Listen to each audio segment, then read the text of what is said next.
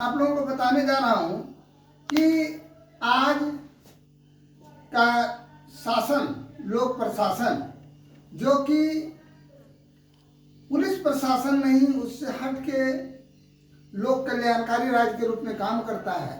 तो लोक कल्याणकारी राज्य क्या है? लोक कल्याणकारी राज्य, लोक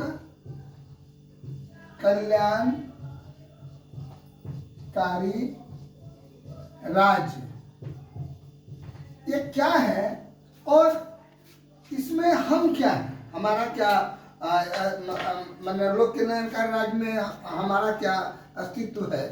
तो लोक कल्याणकारी राज्य का अर्थ होता है, जैसे कि आपको बता देना चाहते हैं कि पहले का शासन सिर्फ पुलिस प्रशासन था, लेकिन आज का समय लोक कल्याणकारी राज्य के रूप में, जो हमारा लोक प्रशासन लोक कल्याणकारी राज्य के रूप में काम करता है, वेलफेयर स्टेट कि ज्यादा से ज्यादा लोगों का कल्याण हो।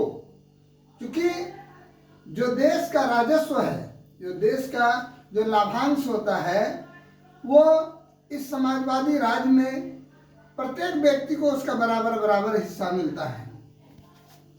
और लोक कल्याणकारी राज्य में सरकार का प्रयास है कि लोगों का ज्यादा से ज्यादा कल्याण हो, इसलिए सरकार तरह तरह की योजनाएं चलाती है।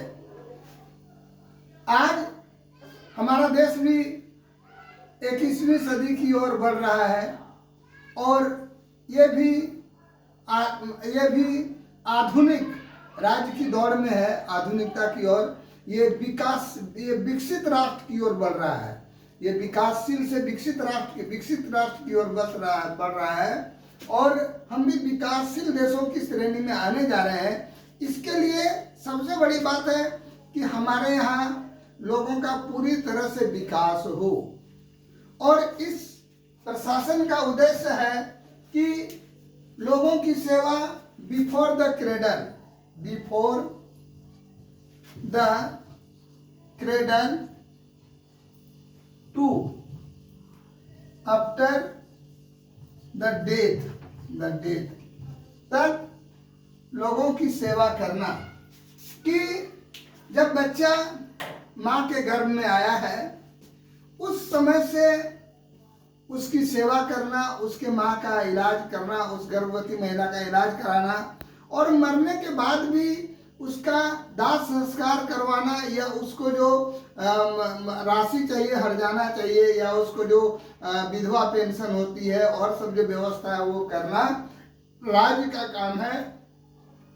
क्योंकि हमारे यहाँ यदि इसका विकास नहीं होगा, तो मान लीजिए कि एक बच्चा है, माँ के गर्भ में पल रहा है, उसका यदि सही तरह से इलाज नहीं हो और वो बच्चा दिव्यांग होकर के आता है, इसका एक अंग जो कि पूरी तरह से विकसित नहीं है, तो उस बच्चे को भी राज्य को खिलाना ही है।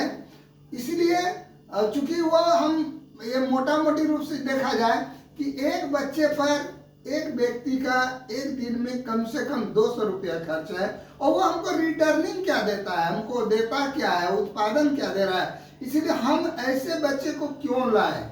इसके अलावे देखिए कि स्कूल, कॉलेज, हॉस्पिटल और यहाँ तक कि सरकार कभी कभी अपने हित के लिए, जनता को अपने ओर मोड़ने के लिए, जनमत को अपनी ओर मोड़ने के लिए लोगों को ज्यादा से ज्यादा उस पर खर्च करने लगती है। और इससे जहाँ तक मैंने हम की बात किया था, उसमें होता है कभी कभी हम ऐसे लोगों